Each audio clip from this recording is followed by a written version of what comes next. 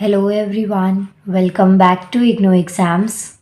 आज मैं आपको इग्नू के course BPCS 187 managing human resources के क्वेश्चंस का डिटेल एक्सप्लेनेशन करवाऊंगी।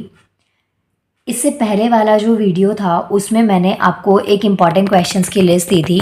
अगर आपने नहीं वीडियो देखी है तो आप देख सकते हैं। ये क्वेश्चंस मैंने आपको इससे पहले वीडियो में बताए थे।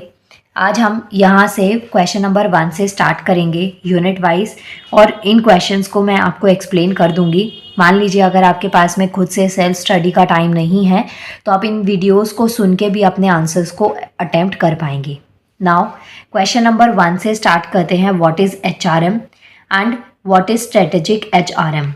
यूनिट 1 के 2 क्वेश्चंस हैं और ये देखिए, ये आपकी बुक है BPCS 187 मैनेजिंग ह्यूमन रिसोर्सेज। अगर आपके पास में बुक नहीं है कोई दिक्कत की बात नहीं है, मैं आपको क्वेश्चंस को इतना स्लोली एक्सप्लेन करूंगी कि आप वीडियो को पॉज करके भी अपने आंसर्स को कंप्लीट कर सकते हैं। अब देखिए, हमारा फर्स्ट क्वेश्चन है व्हाट इज़ HRM। ये जो क्वेश्चन है आपको पेज नंबर 14 पर इसका आंसर मिलेगा। अगर बुक है तो पेज नंबर 14 निकाल लीजिए, अदरवाइज आप वीडियो को पॉज करके एक बार आंसर को पढ़ लीजिएगा।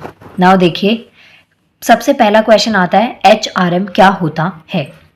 सो HRM क्या होता है, इससे पहले आपको उसकी फुल फॉर्म पता होनी चाहिए। HRM stands for human resource management. इस यूनिट में आपको इसके नेचर, स्कोप और ऑब्जेक्टिव्स HRM के क्या होते हैं ये आपको समझा रखा है। चलिए स्टार्ट करते हैं। कोई भी जो ऑर्गेनाइजेशन होती है वहाँ पे जो ह्यूमन रिसोर्सेज होते हैं वो डिफरेंट कैटेगरीज के अकॉर्डिंग डिवाइड कर दिए जाते हैं। जैसे कि सेपरेट एक्टिविटीज़ होती हैं, वर्क रिलेटेड एक्टिविटीज़ होती हैं। हर एक एम्प्लॉय का अलग अलग काम होता है जो टीम लीडर को डिसाइड करना पड़ता है। अब ये जो हमारे पास HRM है इसमें और पॉइंट्स में आप क्या लिख सकते हैं, जैसे कि वर्क रिलेटेड जो एक्टिविटीज़ हैं उसमें अलग अलग ह्यूमन रिसोर्सेज की इन्वॉल्वमेंट होती है। जैसे वो मैनेजर भी हो सकते हैं, वर्कर हो सकते हैं, या कोई कंपनी का और कोई एम्प्लॉय हो सकता है। सो यू कैन से कि जो ह्यूमन रिसोर्स मैनेजमेंट है उसको अगर हम सिंपल टर्म्स में एक्सप्लेन करें तो ये बेसिकली है क्या, एक अप्रोच है to manage the individual in an organisational setup. जो भी ऑर्गेनाइजेशनल सेटअप है, जो भी ऑर्गेनाइजेशन है, कोई एम्प्लॉय है जहाँ पे आप कोई ऑर्गेनाइजेशन है जहाँ पे आप काम करते हैं, सो वहाँ पे इंडिविजुअल को मैनेज करने की जो अप्रोच होती है उसे हम HRM के अंदर पढ़ते हैं। बेसिकली जो ह्यूमन रिसोर्स मैनेजमेंट है इसके कुछ फॉलोइंग प्रिंसिपल्स आपको यहाँ पे दे रखे हैं, 4 पॉइंट्स में दे रखे हैं। आप यहाँ पे आंसर में जो पॉइंट्स है इसको कम ज़्यादा भी कर सकते हैं। देखिए यहाँ पे फर्स्ट पॉइंट है human resources is the most important resource to achieve organizational objectives and goal. हर एक ऑर्गेनाइजेशन, हर एक जो कंपनी है, सेटअप होते हैं, उनके कुछ गोल्स और ऑब्जेक्टिव्स होते हैं जो उन्हें एक पर्टिकुलर टाइम में अचीव करने पड़ते हैं। और उन गोल्स को अचीव करना हमारे लिए तब ज़्यादा इजी हो जाता है जब आपके पास में कोई रिसोर्स अच्छी क्वालिटी का हो। सो ह्यूमन रिसोर्स क्या है, एक बहुत इंपॉर्टेंट रिसोर्स है किसी भी ऑर्गेनाइजेशनल ऑब्जेक्टिव या गोल को अचीव करने के लिए। जो पॉलिसीज़ और जो प्रोसीजर्स होते हैं ह्यूमन रिसोर्स से रिलेटेड वो किसके अकॉर्डेंस होते हैं कि गोल किस तरीके का है, ऑर्गेनाइजेशन के जो स्ट्रेटेजिक प्लान्स है वो किस तरीके के हैं। इस तरीके से आप अपने इन पॉइंट्स को यूज़ कर सकते हैं। नेक्स्ट पॉइंट यहाँ पे दे रखा है organizational culture and the values that can determine the organization achievements of its goals and objectives, thus they need to be focused and change in required. अब देखिए, जो ह्यूमन रिसोर्स मैनेजमेंट है HRM, इसका मेनली फोकस क्या होता है, recruitment और selection के ऊपर।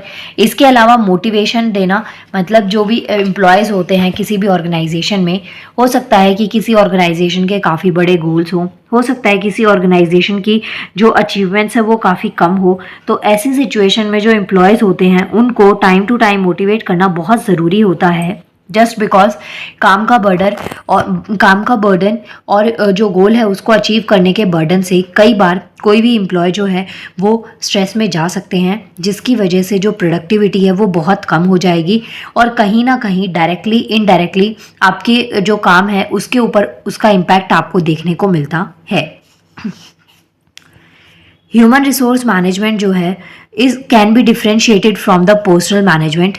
पर्सनल मैनेजमेंट का बेसिकली मतलब क्या हो गया, जहाँ पे आप जो इंडिविजुअल है ना उसकी चॉइस के अकॉर्डिंग किसी चीज़ को ध्यान में रखते हैं।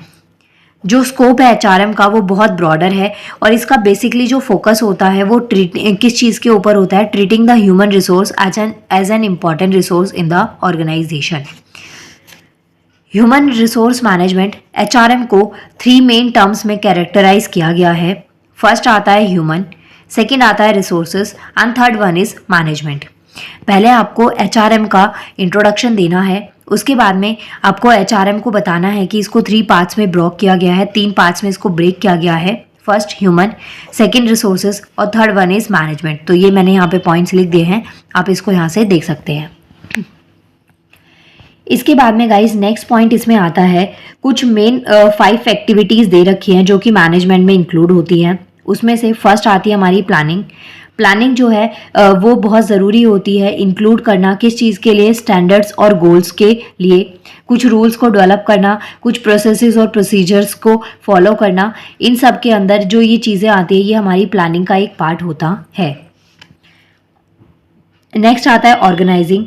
ऑर्गेनाइजिंग में क्या क्या आता है, टास्क को डिस्ट्रीब्यूट करना। जैसे आप एक टीम लीडर हैं और आपके पास 5 से 6 एम्प्लॉयज़ वर्क कर रहे हैं, तो उनकी स्किल्स के अकॉर्डिंग, उनके इंटरेस्ट के अकॉर्डिंग आपकी ड्यूटी बनती है कि आपको मेक श्योर करना है कि आप अपने एम्प्लॉयज़ को किस तरीके से काम देते हैं, जो टास्क है उसका डिस्ट्रीब्यूशन आप किस तरीके से करते हैं। क्योंकि अगर एम्प्लॉयज़ के स्किल्स और उनके इंटरेस्ट के बेसिस पे टास्क को अगर डिस्ट्रीब्यूट किया जाएगा तो उससे जो गोल है वो अचीव करना ईजी हो जाएगा, प्लस गोल अचीव करने की जो पॉसिबिलिटीज़ है वो और ज़्यादा बढ़ जाती है इन इफेक्टिव मैनर। नेक्स्ट आता है ऑर्गेनाइजिंग में जो डिपार्टमेंट्स हैं उनको स्टैब्लिश करना, अथॉरिटीज़ को आ जाती हैं इसमें इंक्लूड, और जो कम्युनिकेशन चैनल्स हैं इन सब को भी स्टैब्लिश करना ऑर्गेनाइजिंग का ही एक पार्ट है।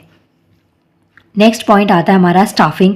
स्टाफ जिसमें selection, organising training programs, performance को इवैल्यूएट करना, एम्प्लॉयज़ की किस तरीके से परफॉर्मेंस बढ़ रही है, कहाँ पे लैकनेस आ रही है तो वो किस वजह से आ रही है, तो ये सब चीज़ें जो है वो हमारा स्टाफिंग का एक पार्ट है। नेक्स्ट आता है पॉइंट लीडिंग। इसके अंदर इन्वॉल्व होता है जो maintenance of moral and motivation amongst the employees. ये चीज़ें बहुत ज़रूरी हैं। एज आई सेड कि कई बार वर्कलोड इतना ज़्यादा हो जाता है कि आपका फोकस नहीं हो पाता, उस टाइम पे आप बहुत डीमोटिवेट हो जाते हैं जस्ट बिकॉज ऑफ स्ट्रेस। आपकी जो प्रोडक्टिविटी है वो बहुत कम हो जाती है। नेक्स्ट पॉइंट आता है हमारा कंट्रोलिंग।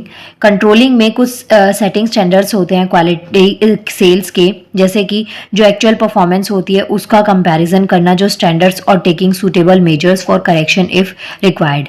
तो ये कुछ जो पॉइंट्स हैं इसमें आपको मैनेजमेंट वाले आंसर में लिखने हैं। अब एक बार फिर से देखिए इस आंसर में आपको क्या क्या पॉइंट्स को इंक्लूड करना है।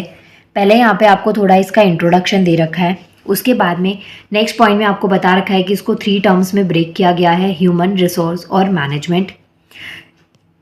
इसके बाद में आप देखिए यहाँ पे कुछ 5 मेन एक्टिविटीज़ दे रखी हैं जो कि मैनेजमेंट में इंक्लूड होती हैं। मेन हेडिंग को याद कर लीजिएगा जिससे कि आप पॉइंट्स को कनेक्ट करने का ट्राई भी कर पाएँ, जैसे प्लानिंग, ऑर्गेनाइजिंग, स्टाफिंग, लीडिंग और कंट्रोलिंग। सो ये कुछ पॉइंट्स है आपके फर्स्ट आंसर के लिए। नेक्स्ट हमारा पॉइंट आता है सेकेंड क्वेश्चन, देखते हैं। सेकेंड क्वेश्चन है गाइज आपके पास में, व्हाट इज स्ट्रेटेजिक HRM। ये जो क्वेश्चन है ये भी हमारे यूनिट 1 का ही है। नेक्स्ट देखते हैं स्ट्रेटेजिक HRM क्या होता है। वेट अ मिनट, ये रहा हमारे पास question, what is strategic HRM। So इस क्वेश्चन के आंसर के लिए आपको पेज नंबर 20, 21 और 22 पर जाना पड़ेगा। तो चलिए स्टार्ट करते हैं पेज नंबर 20 पे। ये देखिए यहाँ पे आपको दे रखा है स्ट्रेटेजिक HRM। अब बेसिकली पहले आपको यहाँ पे मतलब बताना पड़ेगा। स्ट्रेटेजिक जो वर्ड है ना इसका मतलब क्या होता है, जब आप किसी चीज़ को प्लान करते हैं, अब वो फ्यूचर ओरिएंटेड हो सकता है, कोई भी ऑर्गेनाइजेशनल गोल हो सकता है, या कोई भी जो काम होता है ना उसके लिए आप स्ट्रेटेजी प्रिपेयर करते हैं। स्ट्रेटेजी प्रिपेयर करने से जो आपका काम है वो बहुत जल्दी हो जाता है, इफ़ेक्टिव मैनर में होता है, प्लस कहीं पे भी जो टाइम वेस्टेज हो रही है ना उसके कम से कम होने के चांसेस हो जाते हैं। फॉर एग्जाम्पल आपका एग्ज़ाम है, आपको पढ़ना है, अगर आप अपने टाइम टेबल को सेट करते हैं डेली बेसिस पे, नहीं तो वीकली बेसिस पे, वो आपकी डेडिकेशन के ऊपर डिपेंड करता है कि आप कितना अच्छे से अपने टाइम को, अपने स्केड्यूल को डिवाइड कर पाते हैं। जब आप अपने काम के लिए एक स्ट्रेटेजी बनाते हैं कि लाइक आपको ये सब्जेक्ट को इतने डेज में कंप्लीट करना है या इतने आवर्स आपको इस टॉपिक को देने हैं, सो उससे आपके पास में क्वालिटी टाइम जो है वो भी निकल जाता है, प्लस जो आपके टास्क होते हैं, जो गोल्स होते हैं, वो भी टाइम पे अचीव हो जाते हैं, कंप्लीट हो जाते हैं। आगे देखिए, organisations frame strategies in order to make a place of themselves in challenging and competitive environment. अब यहाँ पे देखिए, जो स्ट्रेटेजिक HRM है ना, इसकी अलग अलग डेफिनेशंस अलग अलग स्कॉलर्स के अकॉर्डिंग दे रखी हैं यहाँ पे ये पैराग्राफ्स में। तो यहाँ पे अलग अलग डेफिनेशंस हैं। आप 2 या 3 कोई भी जो डेफिनेशंस आपको अच्छी लगे वो आप यहाँ पे याद रख सकते हैं, क्योंकि आपके एग्जाम में क्वेश्चन आएगा तो आपको आंसर को लिखने के लिए कुछ स्कॉलर्स के नाम भी इसमें इंक्लूड करने पड़ेंगे। नेक्स्ट देखिए, जो भी ह्यूमन रिसोर्सेज एक्टिविटीज़ होती हैं वो लिंक्ड होती हैं किसी भी ऑर्गेनाइजेशनल स्ट्रेटजी से और ऑर्गेनाइजेशन गोल और एक्टिविटीज़ से। नेक्स्ट पॉइंट आता है हमारे पास में, जो स्ट्रेटेजिक HRM है उसको डिफ्रेंशिएट किया जा सकता है ट्रेडिशनल HRM से। अब अगर हम यहाँ पे बात करें कि जो ट्रेडिशनल HRM है और जो स्ट्रेटेजिक HRM है, इसमें मेनली क्या क्या डिफरेंसेस हो सकते हैं। सो पॉइंट्स देखिए, जो स्ट्रेटेजिक HRM है ये प्रमोट करता है ट्रांसफॉर्मेशन लीडरशिप को रादर देन ट्रांसैक्शनल लीडरशिप। इसके अलावा जो स्ट्रेटेजिक HRM है इसका मेनली फोकस किसके ऊपर होता है, on the employees and the knowledge rather than the product and the finance of the initiatives. अब हर एक एम्प्लॉय का अपना एक अलग स्किल होती है, अपनी एक अलग एफिशिएंसी होती है काम करने की। सो जो स्ट्रेटेजिक HRM है ये इस अकॉर्डिंग काम करता है कि कोई एम्प्लॉय कितने अच्छे तरीके से किसी चीज़ में अपना बेस्ट दे सकते हैं। नेक्स्ट पॉइंट है, HRM will function in accordance with the strategies and the goal of the organization। हर एक ऑर्गेनाइजेशन के कुछ अपने सेट गोल होते हैं, कुछ अपनी स्ट्रेटजीज होती हैं। सो जो HRM है, ह्यूमन रिसोर्स मैनेजमेंट, ये इस अकॉर्डिंग किसी भी जो ऑर्गेनाइजेशन है, कंपनी है, उसके अकॉर्डिंग ये वर्क करता है। अब यहाँ पे कुछ प्रोसेसेस आपको दे रखे हैं स्ट्रेटेजिक HRM के, जैसे फर्स्ट है scanning of the environment. Next point आपको दे रखा है स्कैनिंग ऑफ द इन्वायरमेंट में ना, यहाँ पे एक की पॉइंट अच्छा सा दे रखा है, कुछ इंटरनल फोर्सेस होते हैं और इसके अलावा SWOT यहाँ पे दे रखा है। S stands for strength, W stands for weakness, O for opportunity and T for threat. तो ये किसी भी ऑर्गेनाइजेशन में इसको एनालाइज करना बहुत ज़्यादा ज़रूरी होता है। इसका बहुत कॉमन सा एग्जाम्पल है, जैसे आप किसी भी एग्ज़ाम की जब प्रिपरेशन करते हैं, कोई कॉम्पिटिटिव एग्ज़ाम की, सो उसमें आपके 5 to 6 सब्जेक्ट्स मान लीजिए, और हो सकता है कि उसमें कोई सब्जेक्ट आपका बहुत वीक हो सकता है कोई सब्जेक्ट आपका बहुत अच्छा हो जिसको आपको ज़्यादा टाइम देने की ज़रूरत नहीं होती है। सो ड्यूरिंग योर प्रिपरेशन आप एक चीज़ को मेक श्योर करते हैं कि जो पॉइंट्स आपके या जो सब्जेक्ट्स आपके बहुत वीक हैं उन्हें आप ज़्यादा टाइम दें, जिससे कि वो आपका एक ऑन एवरेज सब्जेक्ट बन जाए या ऑन एवरेज टॉपिक हो जाए। मीन्स कि वो इतना ज़्यादा वीक नहीं होना चाहिए कि जिसका इम्पैक्ट आपके एग्ज़ाम पे पड़े, और जो आपका स्ट्रॉन्ग पॉइंट होता है उसे आप थोड़ा कम टाइम देते हैं, प्रैक्टिस में रखते हैं, जस्ट बिकॉज कि अगर उस टॉपिक से या उस कंसेप्ट से कोई क्वेश्चन आए तो आपकी स्पीड उसमें बहुत ज़्यादा हो और वो जो टाइम आप वहाँ पे सेव करें वो आपका जो वीक पॉइंट है वहाँ पे आप उसको लगा सकें। सो फर्स्ट पॉइंट आता है हमारा scanning of the environment. Second point आता है identification of sources of competitive advantages. तो यहाँ पे जो हमारे पास सोर्सेज होते हैं उनको आइडेंटिफाई करना बहुत ज़्यादा ज़रूरी होता है। ये बेसिकली इनकी क्वालिटी, रेट, कस्टमर सर्विस, इन चीज़ों के ऊपर डिपेंड करता है और इन सब की वजह से जो सोर्सेज हैं उनका आइडेंटिफिकेशन हो जाता है। नेक्स्ट पॉइंट आता है आइडेंटिफिकेशन ऑफ HRM स्ट्रेटजीज। जो HRM स्ट्रेटजीज हैं उसकी आइडेंटिफिकेशन किस तरीके से हो सकती है। यहाँ पे आपको अलग अलग पॉइंट्स दे रखे हैं। फर्स्ट पॉइंट है learning as socialization. Second point है devolved informal learning. Next one is engineering. ये 3 पॉइंट्स हैं। इसके अलावा यहाँ पे लास्ट पॉइंट इसमें दे रखा है empowered informal learning. So guys ये जो क्वेश्चन थे ये आपके स्ट्रेटेजिक HRM पे थे। इसके अलावा कुछ टूल्स यहाँ पे आपको दे रखे हैं, some of the strategic HRM tools that can be use.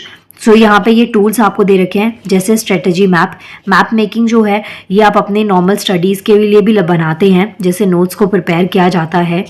Next आता है HR स्कोर कार्ड। उसके बाद में नेक्स्ट आता है हमारा डिजिटल डैशबोर्ड। अब यहाँ पे कुछ टूल्स हैं, इसके अलावा आपको यहाँ पे कुछ बैरियर्स भी दे रखे हैं, जो स्ट्रेटेजिक एचआरएम में कुछ बैरियर्स, हर्डल्स जिसकी वजह से ये चीज़ स्टॉप होती है या कुछ चीज़ों में आपको कमी देखने को मिलती है। सो ये कुछ बैरियर्स आपको यहाँ पे दे रखे हैं।